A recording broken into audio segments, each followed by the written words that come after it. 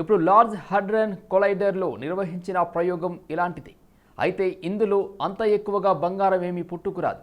చాలా వరకు ప్రయోగానికే పరిమితం. ఆచరణీయం కాకపోయినా బంగారం ఉత్పత్తికి ఈ ప్రయోగం ఆచరణీయం కాకపోయినప్పటికీ బలమైన విద్యుదయస్కాంత క్షేత్రంతో ఢీకొనడం వల్ల అణుకేంద్రకం విడిపోవటాన్ని అర్థం చేసుకోవడంలో విలువైన సమాచారాన్ని అందించింది.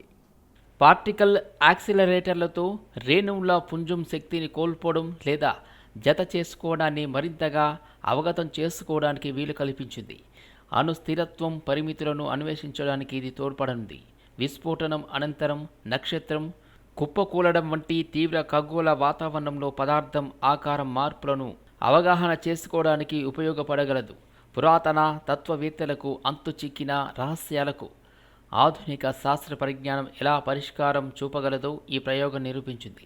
అప్పట్లో బడ్గర్ బంగారాన్ని తయారు చేయలేకపోవచ్చు, కానీ ఆ విఫల ప్రయత్నం యూరోపియన్ పింగాణీ ఆవిష్కరణకు దారితీసింది. కొద్ది క్షణాల సేపే నిలిచిన శతాబ్దాల తర్వాత అతడి స్వప్నం సాకారమైంది.